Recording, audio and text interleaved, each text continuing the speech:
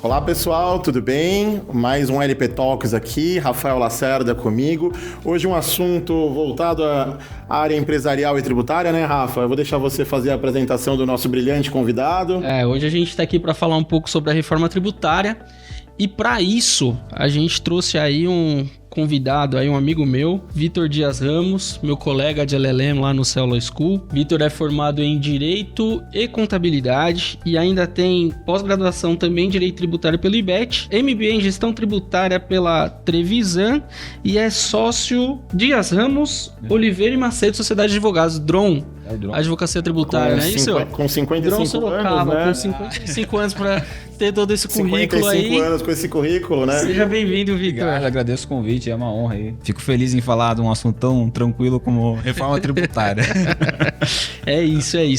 Ô, Vitor, a gente trabalha aí com muitas pessoas jurídicas, especialmente voltada para a área de serviços, e a gente sabe que a reforma vai ter um impacto muito grande, principalmente nessa área. Mas antes da gente entrar aí nesses assuntos um pouquinho mais polêmicos, o que a gente sabe por cima, com a reforma e principalmente nessa parte sobre o consumo, a gente vai ter a substituição do ISS e o ICMS pelo IBS, e a gente tem a CBS entrando também no lugar do PIS e COFINS, né? Como é que isso vai se dar? Qual que é a ideia aí da reforma com essas alterações? Deixa eu complementar a pergunta também, Vitor. E o que você espera, além dessa incorporação, o que você espera de adequação das empresas para que elas consigam entender? A gente estava até batendo um papo antes aqui, né?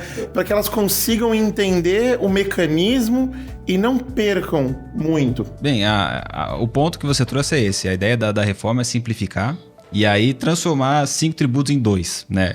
Que é o IVA, né? IVA de Imposto de Valor Agregado, e aí eles falam que é o IVA dual, ou dual, que é CBS e IBS. Só que é um IVA dual que tem 3, porque além do IBS e CBS tem o imposto seletivo, que o pessoal está falando que é o imposto do pecado, né? O imposto seletivo, ele substitui o IPI. E aí a ideia dele é exceção à regra da reforma tributária, porque ele é um tributo que vai ter um caráter extrafiscal. Quer dizer que o governo vai utilizar ele para estimular ou desestimular condutas da sociedade. E aí a ideia dele é atividades nocivas ao meio ambiente, aumenta, coloca o imposto seletivo. Por isso que o pessoal fala que é imposto de pecado, bebida, armamento.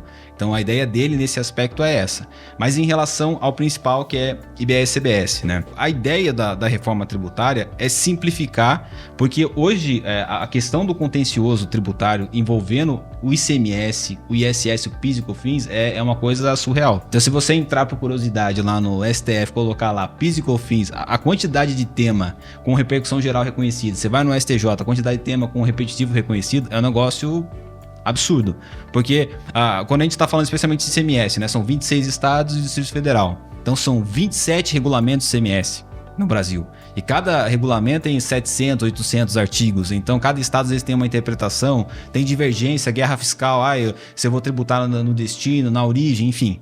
Então, a reforma, ao aglutinar esse monte... Só complementando o que você está falando, né? Então, assim, o ICMS, você fala do regulamento por estado. Quando a gente fala do ISS, então, que a gente fala de município, né? Então, assim... 5 mil. Pelo amor de Deus, né? É muito regulamento. Muito regulamento. E em relação ao ISS, o pessoal pensa que não tem problema, porque, via de regra, não tem essas questões de operação interestadual, né? E realmente não tem. Mas a questão, às vezes, tem briga de a competência, se é no local, eu vou cobrar na sede da empresa, onde ela está prestando serviço, se tiver uma embarcação acostada no porto, isso aqui é operação, exportação de serviço ou não é? Se eu estou fazendo no Brasil um serviço para uma empresa no exterior, isso é exportação? Então, várias questões controvertidas que a reforma quer simplificar. Então, qual que é a regra da reforma? Primeiro, eu unifico ICMS e ISS na figura do IBS e eles vão ter um regulamento único no Brasil inteiro. Então vai ser um único regulamento, a regra vai valer inclusive para o CBS, porque a base de cálculo deles vai ser uma mesma operação e a alíquota vai ser somada IBS e CBS. Então eu unifico que seriam esses 27 regulamentos do CMS num único, junto com 5 mil do ISS num único regulamento. Então isso vai simplificar horrores e vai diminuir muito questões de interpretação. E aí, para ajudar a resolver parte da problemática de guerra fiscal, vou colocar uma regra. Então a tributação sempre vai ser no destino, onde é realizável a operação, onde o usufruir do serviço. Então assim, tem as peculiaridades, a lei não é tão simplista assim, mas a ideia é tributar no destino e aí você tem um único regulamento, então você simplifica tudo. Então, assim, a longo prazo, a ideia é que isso vai simplificar, então vai ajudar as empresas, especialmente quando a gente fala em questões de custo de conformidade, né? Hoje em dia a empresa ela gasta muita grana para você só manter-se regular perante a Receita. Então você gasta muito dinheiro, você tem que ter contador, você tem que ter às vezes um fiscal, às vezes você tem que terceirizar serviço, contratar um escritório, ser auditado, então você gasta muito dinheiro, isso faz parte do custo Brasil e isso no tributário a gente chama de custo de conformidade. Então esse gasto para a empresa vai diminuir porque você vai ter mais uma simplicidade que vai facilitar a tua vida e vai facilitar a tua operação. Qual é o problema? Período de transição, que já entrando na segunda parte aí da tua pergunta, né? Quando que começou essa reforma? Começou em 2023, na verdade, assim, quando ela foi aprovada, né? O projeto antecede, mas em 2023, com a emenda constitucional 132, a ideia é que em 2024 e 2025 fosse editado o regulamento da reforma para que em 2026 já começasse a valer. 24 não veio nada, 2025 veio a Lei Complementar 214, que aí começa a regulamentar IBS, CBS e imposto seletivo. E aí ela traz alguns regulamentos confirmando que a alteração da emenda constitucional. E aí qual que é a regra de transição? 2027 já, ano que vem, 2026, perdão, 26 ano que vem, tô confundindo, 26 ano que vem, todas as empresas vão ter que apurar o IBS-CBS. Então, ainda que você não vá pagar, você vai ter que apurar o IBS-CBS a uma alíquota de 1%, sendo 0,9 CBS e 0,1 IBS. E qual que é a ideia dessa apuração? O governo fazer um teste para verificar qual que é a alíquota que vai ser efetiva aplicada, porque não há um estudo efetivo de impacto financeiro em arrecadação. Então eles colocaram uma alíquota de teste de 1%, e aí conforme as empresas forem apurando, eles vão fazendo um encontro de contas, das contas públicas, quanto que precisa arrecadar, quanto arrecadaria, para chegar no final do ano que vem e já ter uma ideia de quanto vai ser a alíquota do IBS da CBS. Só que para você apurar o IBS-CBS, você vai ter que fazer hoje, em 25, alterações na tua operação. Porque não é simplesmente você chegar na tua nota fiscal, incluir um campo e colocar, a partir de agora eu vou colocar IBS-CBS. Não, você vai ter que efetivamente levar a cabo como você faria essa operação. E aí, para vocês terem uma noção, no último trimestre desse ano já, a Receita está começando a validar os sistemas de nota fiscal. Então, quem não tiver em conformidade com nota fiscal para apuração de IBS-CBS, em janeiro pode ter problema para emitir nota fiscal. Você pode ter uma paralisação da tua atividade, você pode ter um baita de um problema se você não começar a analisar essas questões de conformidade. E aí não é só você mudar a nota fiscal, você vai ter que avaliar a tua operação para entender efetivamente o que faz sentido para você ou não. Porque hoje, quando a gente vai falar, por exemplo, do setor de serviços, né? O setor de serviço, hoje em dia, quando a gente vai falar, por exemplo, de ISS, tá? Tributação regra aí do serviço. O tributo, ele é cumulativo. Quer dizer que a alíquota dele, ela incide uma única vez, e se tivesse mais uma operação, não tem, porque a operação é finalística, mas se tivesse mais uma operação, essa alíquota iria se somar. Então, assim, hoje, se eu estou falando, por exemplo, numa alíquota de 5%, numa operação de 1.000, então a alíquota incide direto sobre os R$1.000, então eu estou falando de uma operação que o custo dela é 1.050. Pela reforma tributária, todo tributo ele vai ser calculado dessa forma. Então, assim, para eu avaliar essa questão, o meu preço se mantém. Só que uma coisa que o regime não cumulativo não tinha era direito ao crédito. Então, hoje, com a reforma tributária, quem apurava, por exemplo, sua operação com tributação pelo ISS, vai poder tomar crédito. Que era uma coisa que a tua rotina você não avaliava isso porque o seu regime era cumulativo. Então, para a empresa chegar ao preço final dela e ser competitiva no mercado, ela não vai só ter que analisar a alteração da rubrica, mas analisar toda a operação antecedente para ver o que eu posso ou não tomar crédito. Então, eu vou ter que olhar a minha operação. Eu tenho terceirizado de serviço de segurança. Vou poder avaliar, tomar crédito disso e, inclusive, ratear isso eventualmente, colocar isso num ajuste de preço. Eu terceirizo contabilidade, talvez colocar isso também, tomar crédito. Então, assim, avaliar como esses serviços podem eventualmente compor a tua operação para que você ajuste, inclusive, teu preço para continuar competitivo, né? Porque se hoje, uma alíquota de ISS, o teto é 5. O IBS a gente está falando em 28. IBS-CBS. Então vai subir minha operação e se eu só mantiver do jeito que eu tô, meu preço final vai manter. Então o ajuste de crédito é algo que você tem que avaliar. Então a empresa ela precisa estar atenta, porque a ideia é que nesse final de ano, pelo que foi pensado na reforma tributária, você já começasse a reavaliar teu sistema interno ERP, para você ajustar o que você pode tomar num crédito, avaliar fornecedor, cliente, ajustar a nota fiscal, para que o ano que vem, quando você apurar CBS e CBS, isso fosse no mínimo uma tradução do que seria execuível se o tributo fosse cobrado efetivamente ano que vem. Então, as empresas elas precisariam para ontem estar mexendo com isso. Via de regra, o pessoal não tá, porque o tributo vai ser cobrado efetivamente a partir de 27. 26 é período de teste, mas esse teste também é muitíssimo importante, o pessoal tá meio que relegando isso, né? Não tá considerando. A gente fala aí, é basicamente uma simulação, né? 26 vai ser uma simulação do que efetivamente seria. Exato. E aí eu acho que são 2 pontos muito importantes que você trouxe. O primeiro é considerar a reforma na formação do teu preço, porque aí a gente tá falando de um imposto agora que tá por fora, né? Você vai somar isso em cima, você vai precisar mostrar para o teu cliente quanto efetivamente ele está pagando de imposto e quanto é preço teu ali. Exato, né? exato. E na outra ponta é importante também porque ele vai ter que considerar o que ele vai poder se creditar do que já foi pago na cadeia. Então eu acho que esses 2 pontos aí, pelo menos, são muito importantes para já começar porque a se mexer. Isso está relacionado ao core da empresa, não é uma questão só tributária. A formação de preço é o que escapa à parte tributária. Isso, assim, tem impacto, inclusive, em questões de fluxo de caixa, sabe? Então, eu vou dar um exemplo também.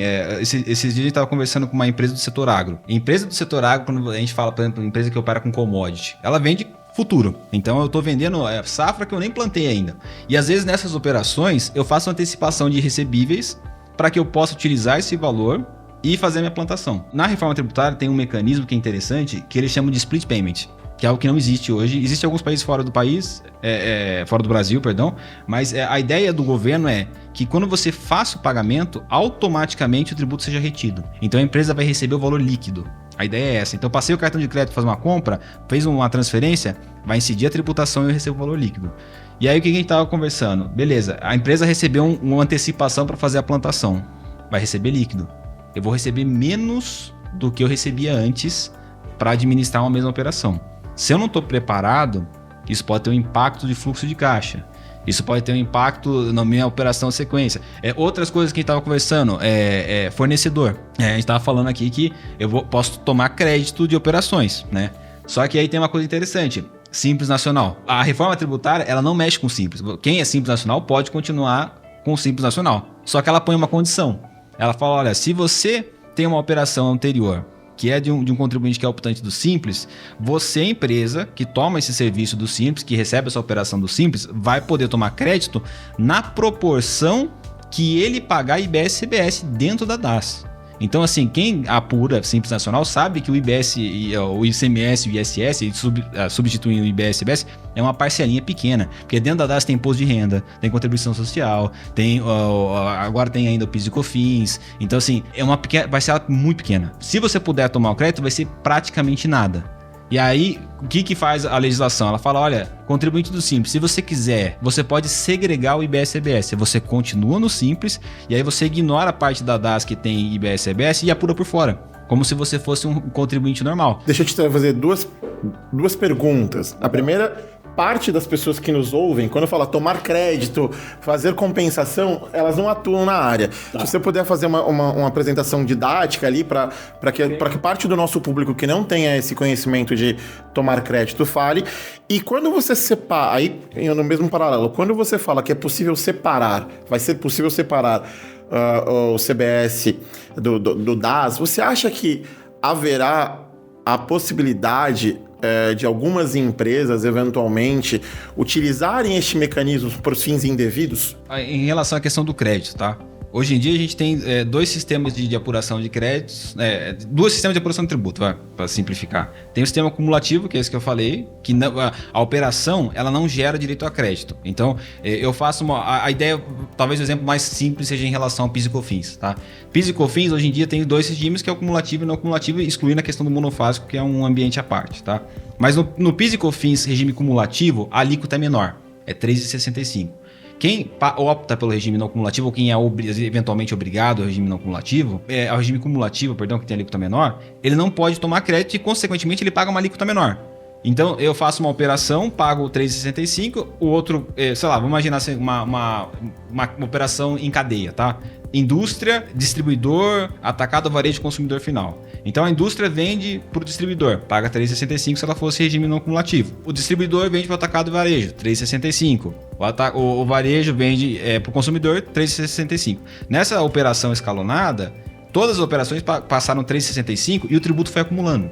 Cria aquilo que a gente fala que é a tributação em cascata, porque a operação vai subindo. A vantagem disso é que a tua alíquota é menor. Agora, quando eu falo em regime cumulativo, não cumulativo. O regime não cumulativo, ele permite gerar crédito. Então, a alíquota é maior, é 9,25. Então, quando eu saio da indústria para o distribuidor, eu pago 9,25, mas quando o distribuidor vende para o atacado, ele vai pagar 9,25 menos o que eu paguei na operação de entrada, em termos econômicos. Uma operação de R$1.000 que tivesse uma alíquota hipotética de 10, então seria 1.100. Essa operação aqui na operação seguinte, essa mesma operação de 1.000, ela é R$2.000, a mesma alíquota de 10. Teria na primeira operação 100 de tributo, na segunda operação 10% de 2.200. Só que ele não vai pagar 200, ele vai pagar 200 menos os 100 da operação de trás. Então ele arrasta o que foi pago na operação, abate. Então a ideia dessa sistemática não cumulativa é que o contribuinte ele pague tributo sobre o valor agregado. Então seria a diferença dos 2.000 menos o 1.000 da operação. Para isso a ideia é que não vá, especialmente em operações escalonadas em série, não vá aumentando o tributo, porque no fim das contas, numa operação não cumulativa, quem vai pagar a conta final é o consumidor. Então, para não acontecer isso, você permite esse sistema de desconto de crédito e débito. É que o PIS e COFINS, ele tem uma apuração um pouquinho diferente, porque eu dei o exemplo do PIS e COFINS por causa que a alíquota é mais fácil é mais palpável, né, mais frequente. Mas o PIS e COFINS, o sistema de crédito e débito não é assim. Ele tem um sistema subtrativo indireto, é perfumaria, mas é só para vocês entenderem. E aí o que acontece? No setor de serviços, hoje o contribuinte, ele a regra dele, setor do serviço, tirando a questão federal, quando eu falo em ISS especificamente, a regra é que o tributo é cumulativo, porque é uma única operação. E aí quando vem o IBS e substitui isso, ele transforma isso num sistema que é não cumulativo, como se fosse esse que tem várias operações e eu vou poder tomar crédito e débito.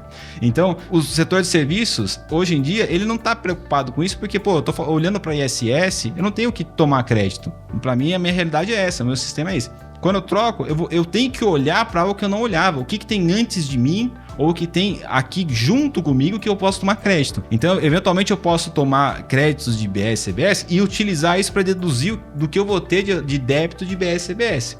Então, a ideia do crédito é isso. É você olhar o que está em torno para que você possa tomar o crédito e diminuir a tua operação. Então, você vai olhar para a sua própria empresa, vai verificar quais serviços dentro do serviço que eu presto eu recebo. Exato. E vou fazer o cálculo. Então, como você disse no início, eu terceirizei a contabilidade, eu terceirizei a segurança, a portaria do meu prédio, da minha empresa, eu terceirizei outros serviços, então todo este cenário eu vou agregar e abater do meu valor para apresentar no custo final. Não vai ser necessariamente numa mesma operação. Quando você faz a apuração final, porque vai ter o split payment, mas isso não exclui as operações que são calculadas mensalmente. Então, no final do mês, a empresa também eventualmente vai ter que fazer essas apurações. Então, o valor total que ela teria a recolher vai poder eventualmente ser diminuído com créditos que eu vou ter que apurar, que antes eu não apurava. Então, eu tenho que ficar de olho nisso. E em relação às questões do Simples Nacional. A empresa do Simples Nacional, ela vai poder gerar esse crédito para as empresas que hoje estão tomando serviços dela ou que estão fazendo operações com a empresa do Simples. Só que numa parte pequenininha, que é o IBS e CBS está dentro da DAS. E aí, o que o governo fez? Ele falou, olha, quem quiser gerar o crédito total para que essa empresa também se beneficie com o crédito total, vai poder continuar no Simples, mas vou te dar uma opção de você continua no Simples, mas vai apurar o IBS e CBS como se você não fosse um contribuinte do Simples, como se você fosse um contribuinte de lucro real presumido. E aí, quem toma o teu serviço vai poder tomar o crédito cheio de IBS e CBS. É uma vantagem. Só que assim, essa vantagem é para quem está tomando o serviço, não para quem está no Simples. Porque quem está no Simples vai pagar mais caro. Vai pagar mais caro. Então assim, qual que é a questão que a gente até conversou numa das aulas da LLM, né? Tem empresas que hoje são no Simples Nacional e prestam serviços para empresas grandes. As empresas grandes estão de olho nisso, porque ela fala, se você está no Simples quando vier a reforma, eu não vou poder tomar o crédito cheio. Para mim isso é relevante. Então, teve casos já de empresa grande que notificou a empresa do Simples falando, cara, você está atento com a reforma tributária? Porque se você não pensar em apurar por fora ou sair do Simples Nacional, eu não vou poder tomar o crédito. E talvez, se eu não puder tomar o crédito, talvez não faça sentido eu continuar o meu contrato com você. Eu vou procurar uma empresa que não está no Simples, que vai me dar o crédito cheio, ou uma empresa que está no Simples e faz a segregação. Então, assim, avaliar não só as operações que dão crédito, mas os teus parceiros. Quem é o teu fornecedor?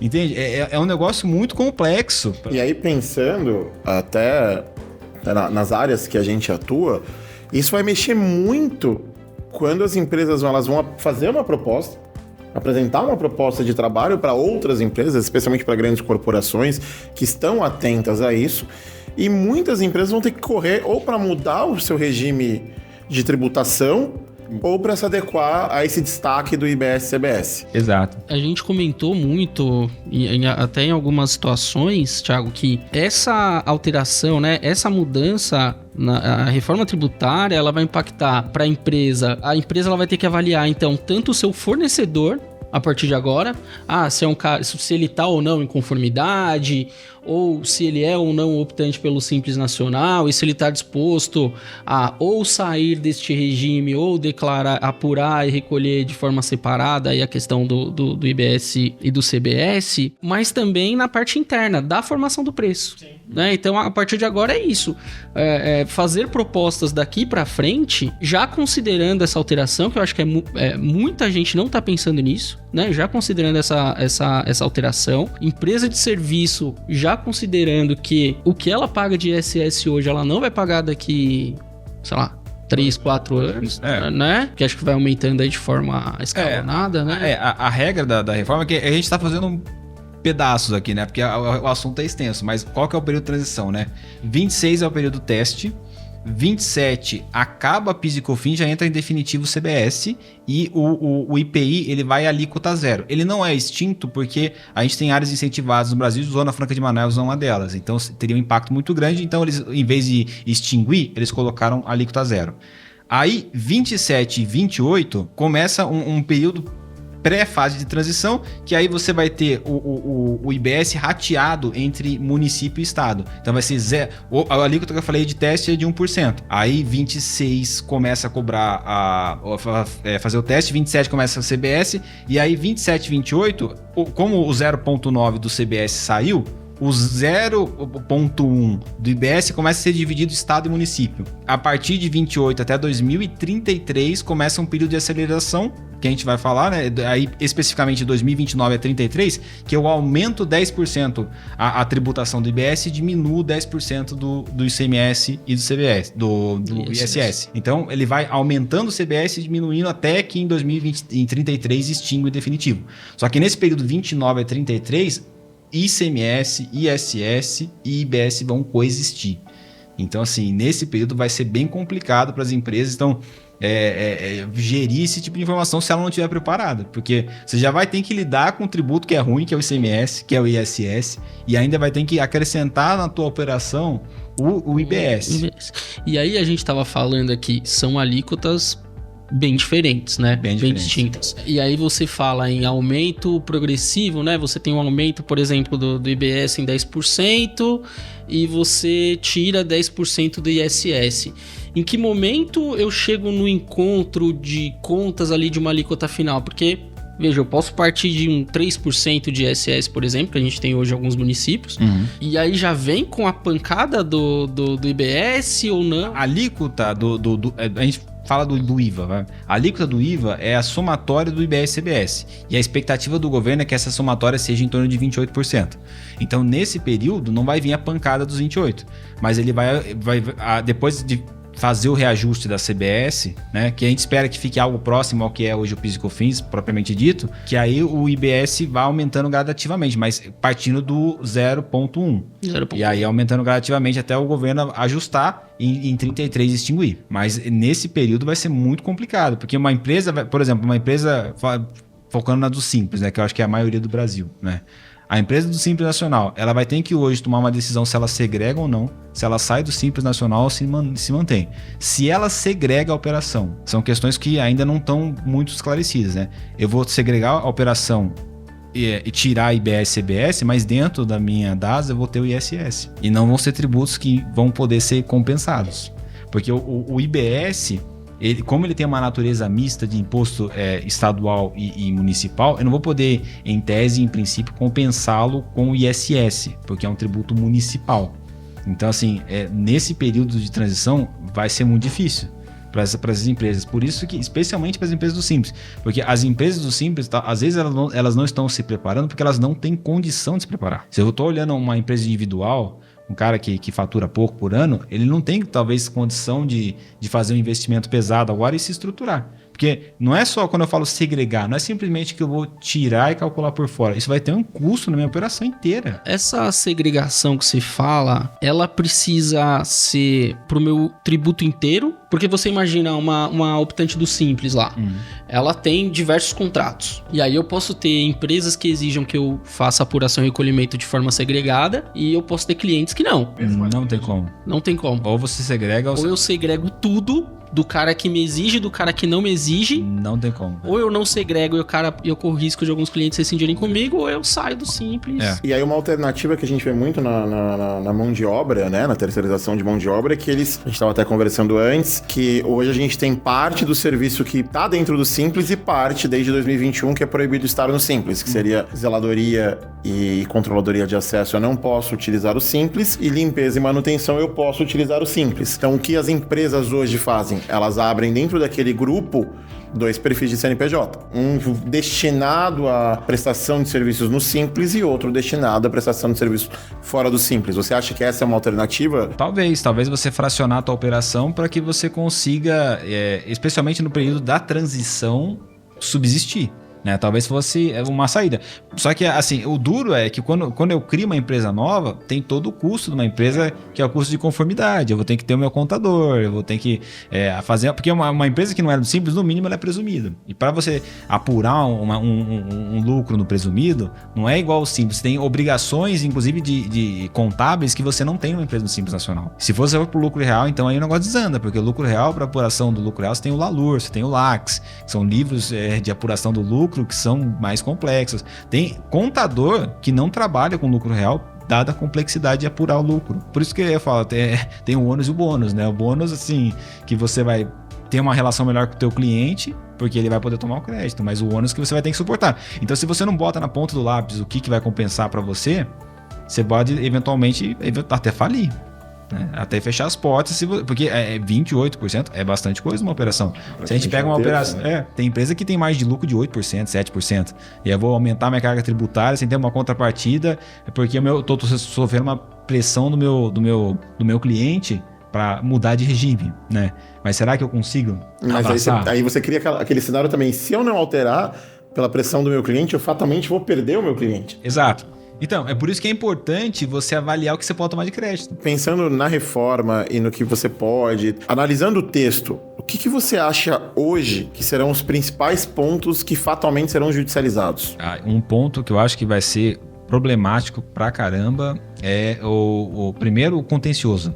Porque o que a gente estava falando assim, o IBS e a CBS têm competências diferentes. CBS é federal. IBS e CBS, eles criaram um misto que é estadual e municipal, né? Se eu quero discutir, por exemplo, uma operação, que eu entendo que eu tô... Porque a legislação da reforma, ela não tem mais regimes especiais, mas elas têm regimes específicos. Regime especial era... Por exemplo, eu vou analisar uma operação de ICMS, tem operação que é isenta, tem operação que é alíquota zero, tem operação que, dependendo do ramo de atuação teu, você paga uma alíquota menor. Então, tem várias exceções. Na reforma não tem mais isso. Todo mundo vai pagar a mesma alíquota. Mas tem alguns setores, que são os setores são os regimes especiais ali da reforma, os específicos, perdão, que tem um tratamento diferenciado. Então, se eu quero discutir uma operação, eu vou entrar contra quem? Contra a União para discutir, porque é a mesma operação, porque isso a gente fala que é o IVA, né? É uma mesma operação que vai ter um desdobramento federal e um municipal. Eu vou entrar contra a União, contra os estados, contra o município, contra os 3. E se eu faço operação no Brasil inteiro? Porque o IBS é o mesmo para todos os estados, mas o CBS é o mesmo para todos os estados, mas o IBS não. Então, assim, o contencioso não tem solução até agora. Não tem. O ideal seria que, junto com a reforma tributária, também fosse feita uma reforma no contencioso tributário, porque o tributário ele tem um universo à parte do contencioso, que são os tribunais administrativos. Quando eu estou falando aqui em São Paulo, por exemplo, tributação de CMS ou qualquer tributação estadual, PVA, enfim, a gente tem um tribunal administrativo, que é o Tribunal de Impostos e Taxas, que é o TIT. Se o contribuinte ele recebe uma autuação, ele pode apresentar impugnação e depois recurso dentro de um tribunal como se fosse o judicial, mas administrativo. E no federal também tem um mesmo tribunal, só que é o CAF. Em primeira instância tem as delegacias de julgamento, em segunda instância o CAF. Então, assim, que a gente fala assim, recebi uma autuação. Na mesma operação vai ter IBS-CBS, vai pro CARF, vai pro TIT. Você é autuado por quem? Quem que vai me autuar? Essa é uma pergunta, quem vai me atuar? Quem que vai cobrar, né? E se o município e o estado cobram, mas a União não cobra, né? Quem é a competência para me cobrar? Então, assim, essa questão não tá pacificada, não tá resolvida. Outras questões que surgem também, essa questão do split payment. Split payment, a ideia é que a operação já, a partir do momento que você paga, vai ter a tributação. Tá? Legal. E se a operação é parcelada? Vai ser conforme foi compensado. Mas quando isso acontece, vai ter eventualmente um problema de fluxo de caixa e de desencontro de conta. Então imagine o seguinte, que eu comprei um produto para revenda e eu parcelei esse produto, mas comprei um produto, não, comprei um lote de produtos e vou parcelar com o meu cliente em 3 vezes. E parte desse lote eu já vendi no mesmo mês que eu comprei. Já tomei o crédito. Então, eu paguei a primeira parcela, a pessoa que tá adquirindo vai poder tomar o crédito, mas do quê? Porque eu paguei parcelado. Qual parte do crédito? Eu paguei parcelado, entendeu? Então assim, porque na reforma tributária só gera direito a crédito o que foi pago. Operação isenta gera crédito? Não gera. Imune não gera crédito? Não gera. Então a reforma gera crédito que foi pago. E aí, por exemplo, quando você fala que só gera crédito quando for pago, vai gerar uma fiscalização dupla. Além da fiscalização dos órgãos governamentais, se eu vou contratar o serviço da tua empresa, eu vou te fiscalizar também, fatalmente. A ideia é justamente essa. É você colocar no colo do contribuinte uma obrigação que era da Fazenda. Porque hoje em dia já tem alguma coisa assim no ICMS. Hoje, quando você compra um produto, você pode tomar crédito do que está destacado do ICMS na nota. Independentemente se foi pago ou não. A única coisa que você tem que ter é a cautela de saber, essa operação está vindo de um contribuinte que existe, então eu tenho o status CNPJ, eu tenho a nota fiscal, eu sei qual caminhão que veio me entregar, eu tenho como provar, eu tenho comprovante de pagamento. Então, se eu tenho como comprovar que essa operação ocorreu, mesmo que esse contribuinte no futuro seja declarado inidôneo, eu consigo ainda assim tomar o crédito. Na reforma tributária, não. Se ele não pagou, eu não tomo. Entendeu? Então, eu vou ter que ter uma relação muito mais estreita com o fornecedor, porque senão eu posso eventualmente estar no prejuízo. Então, além dessa questão se é simples ou não é, se eu vou poder tomar crédito ou não, eu vou ter que estar de olho se esse cara pagou ou não. Você não acaba, além do que você comentou há pouco, do prejuízo que as empresas que estão no Simples terão ao se manter por conta do controle que vai vir daquela pessoa que adquiriu um produto ou serviço, quando você faz isso, você não diminui as chances de uma empresa menor que eventualmente tem uma dificuldade financeira de se manter no mercado? Essa questão do Simples você já diminui. É um baita de um gargalo. Drasticamente. É um baita de um gargalo. Você está desestimulando as empresas a ficarem no Simples. Por mais que ele fale assim, olha, você pode fazer segregação. Tá, mas será que a empresa consegue fazer isso? Porque isso vai ter um impacto grande no preço dela. Será que ela vai ser competitiva com uma empresa maior? Exato. Né? Porque a empresa maior ela vai ter uma linha de crédito, né? Crédito tributário muito maior e que naquele preço final ela consegue ali chegar num valor. Exato. Eu acho que não só, né? Você tem a questão da linha de crédito, você tem a empresa maior, ela vai ter um diálogo melhor com o fornecedor dela, vai conseguir o produto ou, sei lá, um insumo para o serviço a preços, um insumo para o produto a preços menores do que essa empresa menor, né? Então essa diferença aí de alíquota. E se a gente pensar até a gente dentro do escritório, a gente tem uma área condominial. Se a gente pensar na área condominial, voltando para a mão de obra, as grandes empresas de terceirização, elas já têm o grande centro do mercado, mas elas vão ter mais ainda. Porque elas conseguem a linha de crédito tributário com contabilidade, com a prestação de serviços, com a venda de produtos de uniforme e tudo mais. E ela vai conseguir, naquele preço final, naquele encontro de contas dela, diminuir o preço que ela vai vender para o condomínio. Aproveitando essa parte aí de condomínio, a gente vai ter um problema grande com a parte de exploração imobiliária. Exato, né? Exato. Locação, arrendamento. Isso vai dar uma dor de cabeça. São empresas hoje aí que né, são operações, na verdade, né, que não tem a incidência nem de ISS nem de ICMS, agora vão pagar. A gente já tem o DIMOB, né? Que Sim. A reforma tributária, quando ela unificou o IBS-CBS, ela trouxe um princípio que ela fala que é base ampla. Então ela incide sobre bens e serviços. E aí, quando eu tô falando bem, eu tô falando corpóreo, incorpóreo, material, enfim, é todo tipo de bem. E aí, quando ela trouxe a base ampla, ela deu margem a cobrar sobre serviços que antes não eram tributados, que não eram qualificados como serviço, e um deles era a locação, né? Antes, quando a questão da locação, eles tentaram um tempo atrás tributar. Só que os tribunais superiores vieram e falaram, olha, serviço de oferecimento de imóvel e locação não é serviço. Você está disponibilizando um bem a título oneroso, mas isso não é uma prestação, não há uma prestação de serviço, então não incide o ISS. Porém, trouxe a reforma tributária base ampla e eles trouxeram taxativamente. Então, assim, tem um dispositivo específico para, assim, praticamente só faltou vir escrito Airbnb, porque vai ser tributado. E é interessante que você faz um conjunto de legislações, você tem um projeto de reforma do Código Civil para a área condominial, que vai discutir as plataformas de Airbnb e locação por temporada. Você tem uma legislação municipal agora em São Paulo que veda a locação por temporada para imóveis que receberam subsídios do governo, ainda que sejam estúdios naquelas áreas centrais. E agora você tem a reforma tributária. Então, nesse encontro de informações, o locador, né, ele passará a ter mais problemas, seja com a prefeitura no caso da locação por temporada num empreendimento que ele adquiriu muitas vezes sem saber do subsídio, seja pela necessidade de comunicar a tributação, e seja pelo fato da mudança das plataformas de locação por temporada. Então isso fatalmente deve fazer com que o valor final da locação também fique mais caro. Imagina hoje, contrato de locação de longo prazo que não prevê já essa questão da tributação, aí fica para quem? A gente está falando de 28%, talvez, que vai incidir sobre um contrato que hoje não tem isso. E isso reforça que a gente tem falado aqui da urgência de se pensar numa reforma, porque se eu celebrei um contrato hoje, com prazo de 30 meses, esse contrato ele vai passar pelo período de transição de teste e ele vai passar no período de efetividade da cobrança. E aí entra nessa questão, né? Quem que vai pagar a conta?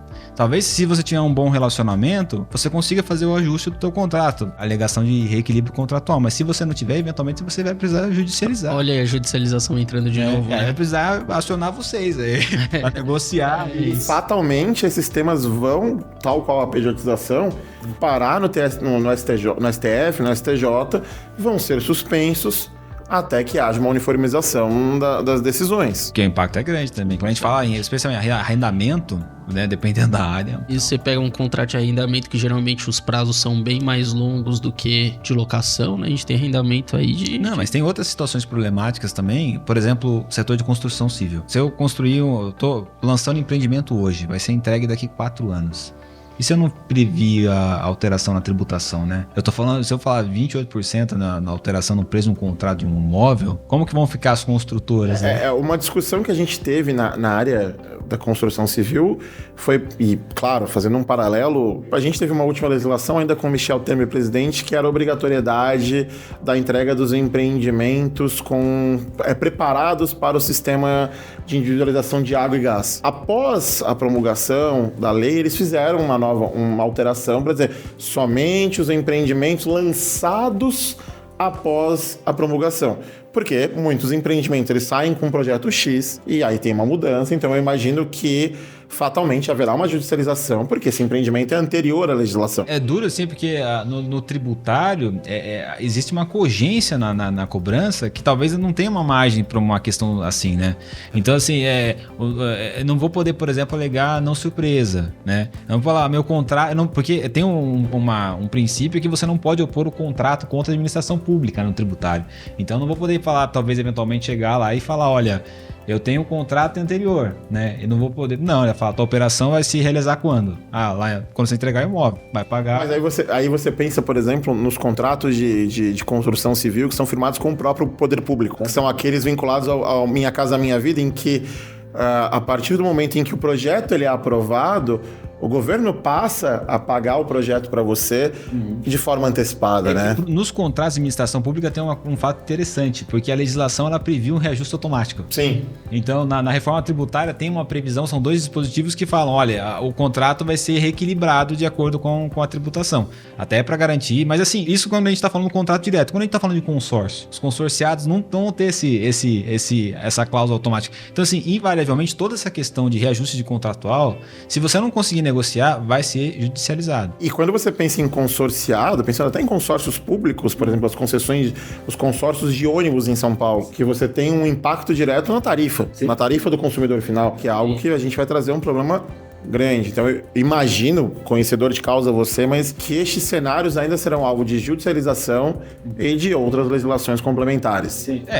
Até essa parte, Vitor, que a própria legislação prevê a questão do reequilíbrio contratual aí para contratos com ente público, é importante a gente registrar que não é automático, né? Depende aí de comprovações documentais, né? É importante a gente deixar isso claro, porque né, a gente tem alguns clientes lá que trabalham aí com entes públicos, e esse reajuste deixa claro que não é automático. É bom também esse cara se preparar ali, de não ser documentar. Automático, ela tem a figura que muitas vezes a administração pública alega ausência de dotação orçamentária, alega ausência de liquidez para pagamento, e aí ele te cobra, a administração pública, a gente trabalha também com organização social, então ele cobra que você mantenha os salários, ele cobra que você mantenha os benefícios, ele cobra que você mantenha a estrutura daquele contrato de gestão em funcionamento, mas a contrapartida, que seria a adequação do contrato, ele demora. A gente teve um caso recente em que havia o pagamento, e aí não é nem tributo, mas havia o pagamento de 20% de insalubridade, e houve a majoração a maior,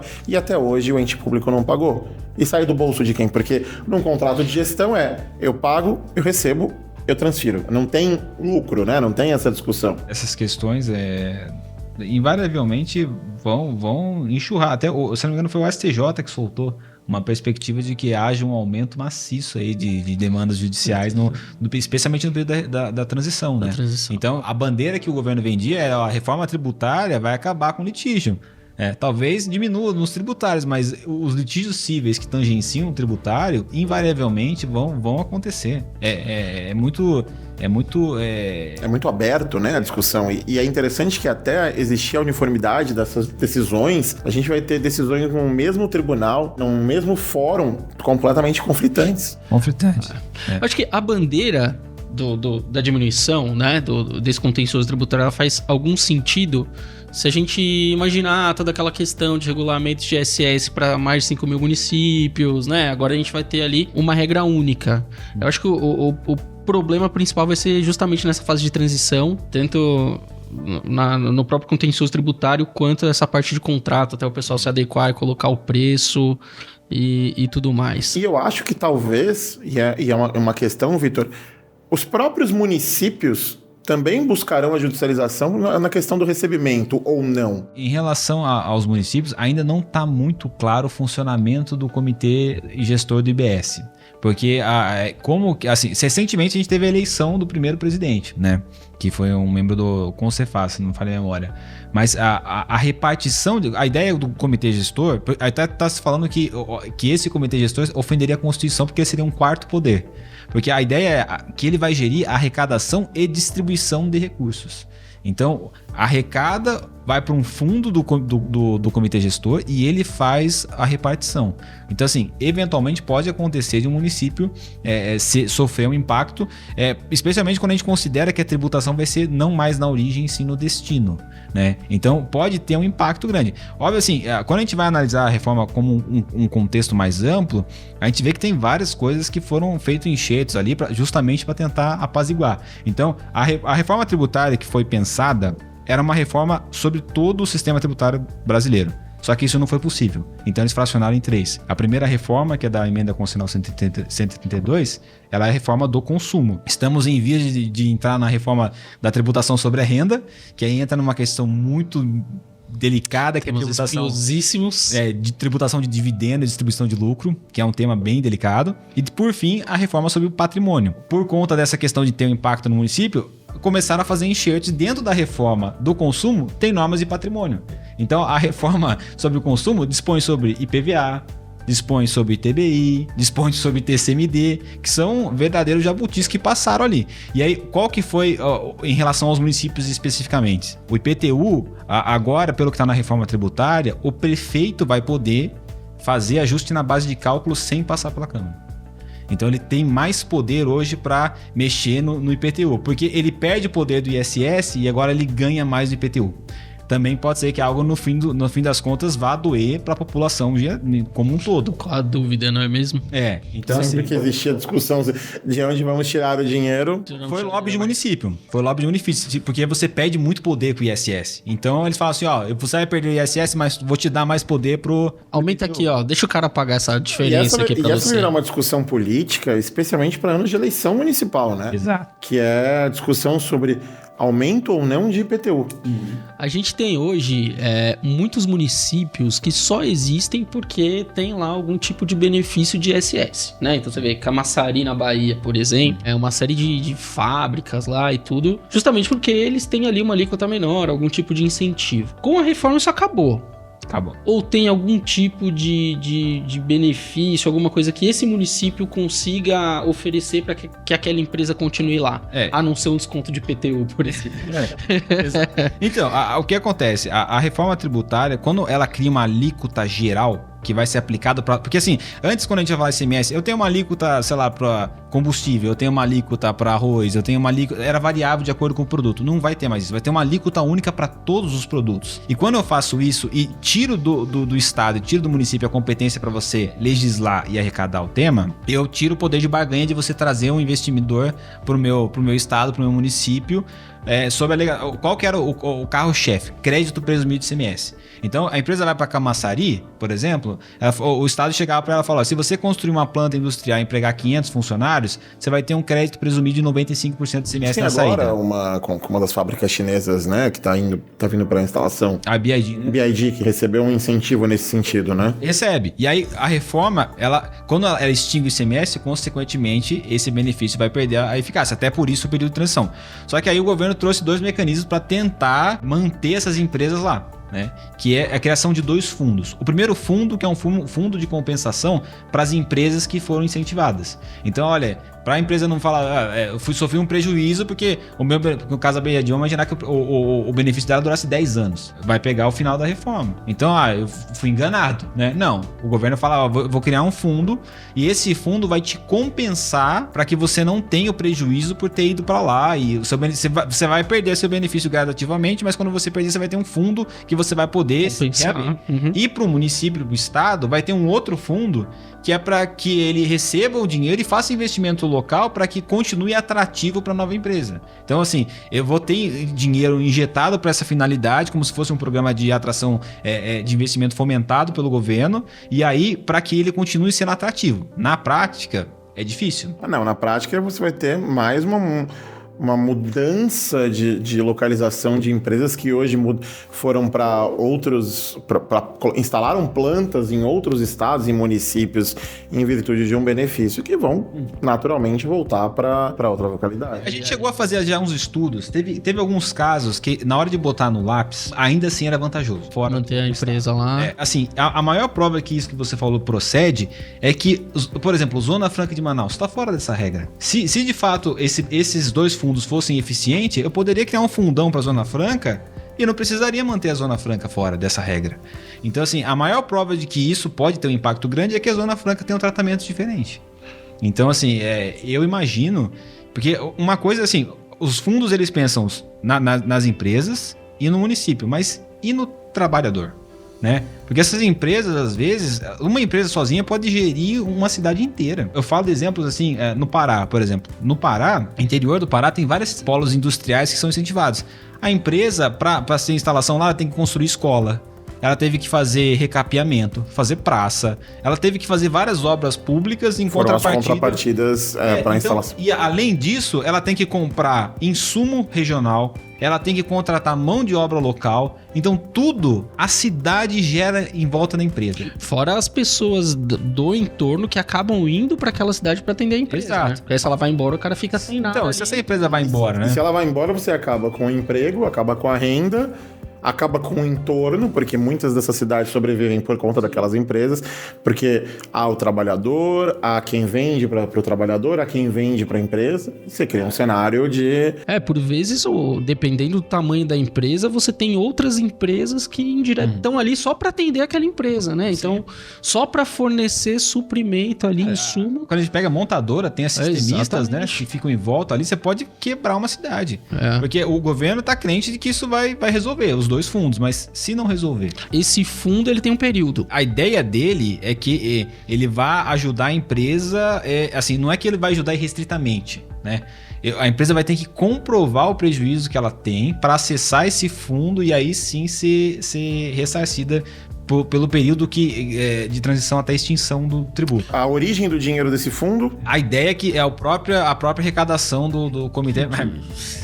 Pra você ter uma noção, por que ali... Eu não sei se eu comentei isso, gente, eu tô falando tanto, se eu falei, vocês podem me cortar, tá? A alíquota de 1% é porque o governo vai fazer o teste, né? Então, se ele não sabe nem quanto que eu preciso arrecadar, como que eu faço, sabe? Criei um fundo, vai dar, vou conseguir manter esse fundo, vou ter dinheiro. Eu acho que vou ter que fazer uma reserva orçamentária, fazer uma... E um outro ponto é, quem vai gerir efetivamente o fundo? Porque pensando no Risco Brasil, sim, se a gente não tiver uma gerência adequada deste fundo, nada impede de que as empresas ou eventualmente algumas pessoas interessadas façam o pedido de ressarcimento, comprovem de forma ou outra e recebam valores sem a correta necessidade, né? No Brasil tudo é muito delicado quando envolve fundos, né?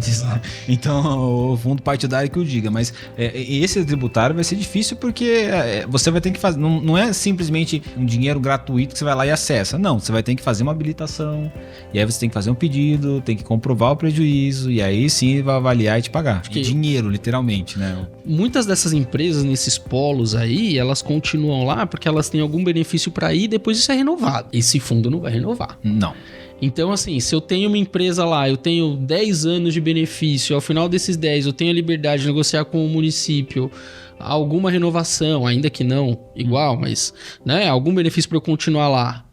Hoje eu não tenho mais, né? Então esse fundo, eu tenho mais 10 anos aqui, 7 anos de algum tipo de benefício, ele vai me ressarcir por isso, acabou. E aí esse cara... Aí você acha que há, por exemplo, possibilidade dessas plantas saírem do país, irem para outros e optarem pela importação?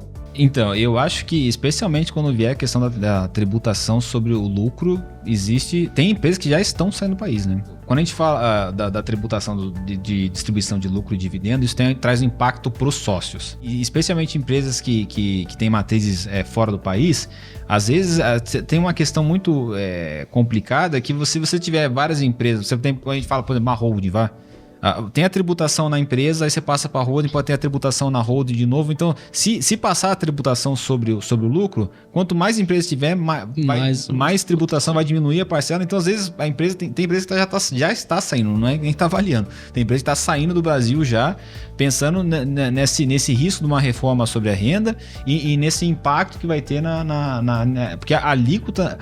veja, a alíquota do IVA já é a maior do mundo. Nem começou. Assim, o IVA, assim, isso é consenso. A maioria dos países do mundo adota o IVA. Então, é um sistema moderno. A questão é que a alíquota nossa é alta. E aí, quando a alegação eu vou mexer na tributação da renda, porque os países que têm o IVA também mexeram na tributação da renda. Ótimo, só que a alíquota deles não é 28. A nossa é. Então, se eu aumento a tributação da renda e manter uma alíquota de 28... você começa a desestimular investidores estrangeiros de investir aqui e as empresas que têm matriz fora, capaz de elas pegarem todo o dinheiro delas e mandar embora antes da reforma. Fora os benefícios, né, que um país que tem uma alíquota de 28 entrega. Sim. Acho que dificilmente a gente vai conseguir se comparar aí com algum país que tem um IVA de 28%, que entregue tanta qualidade, entre aspas.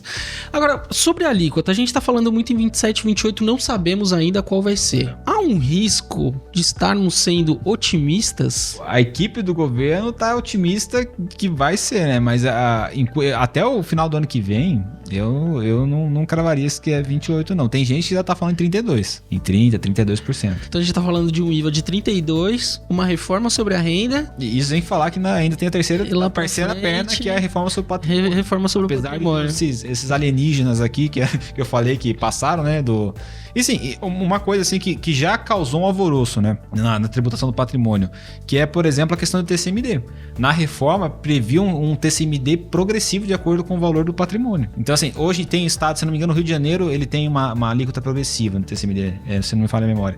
Mas a regra em São Paulo, por exemplo, não é progressivo. Então, se você tiver uma doação de 400 milhões e uma de 100 mil, a alíquota é a mesma.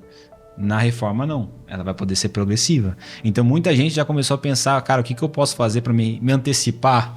E, se eu tenho que doar, vou doar agora. Se eu tenho que integralizar alguma coisa, fazer uma operação... Integralizar não, porque seria ITBI. Mas se eu tenho que fazer um inventário que está atrasado, eu vou fazer agora, sabe? É mais fácil pagar a multa dos 90 dias de atraso do que... Se não vou correr o risco, sabe? Se eu tiver que encerrar algumas holdings aqui para cima, eu vou encerrar também. Então, sabe? Porque não deve saber. Já teve um impacto, e isso que a gente nem chegou na reforma do patrimônio. Mas toda essa questão tributária, essa carga elevada, é porque efetivamente a gente tem um custo da administração pública como um todo que é extremamente elevado. Porque diferente, o Rafa estava comentando, você também, diferente de outros países que adotam o IVA e que o custo ele é realmente destinado, em que você tem uma administração pública esvaziada, uma administração pública com custo menor, mas que você atinge o social, você atinge a educação, você atinge a saúde. Aqui não. Nosso principal custo que eleva essa tributação é o que a gente chama de custo Brasil, né? Que a gente paga por todo um serviço público, por tudo aquilo que, infelizmente, ele é ineficiente. A gente paga por toda uma parte legislativa, política, que também é ineficiente. É muito difícil porque a carga tributária, tanto é que a alíquota de 1%. A gente acompanhou um movimento recente, porque a alíquota de 1%, ela vai medir quanto que, de um lado, quanto que o contribuinte pagaria e quanto que o Estado demandaria. E aí, para ajustar esse quanto o Estado demandaria, os estados começaram agora a subir a alíquota. Então, eu falo, eu faço uma média de quanto eu gastei, por exemplo, nos últimos 3 anos, né? Enquanto Estado, né? Quanto eu arrecadei nos últimos 3 anos. Os estados estão subindo as alíquotas para que infle esse resultado, para que lá na frente já tenha esse impacto. Mas isso tudo é uma questão do elevadíssimo gasto que a gente tem na manutenção da máquina pública. Obviamente, tem um problema crônico de corrupção em todos os níveis, né? Mas eu acho que a máquina pública assim, é muito gasto, né? Esse custo do contencioso, que foi muito considerado também para fins da reforma, né? E é um custo alto, né? A gente tem um número gigante de ações aí em trâmite, ações envolvendo muito dinheiro. Será que esse custo seria considerado aí também? Porque se o governo tá com essa bandeira de vou diminuir o contencioso tributário e, consequentemente, o custo que tudo isso envolve, poderia ser considerado, mas acho muito difícil isso acontecer, né?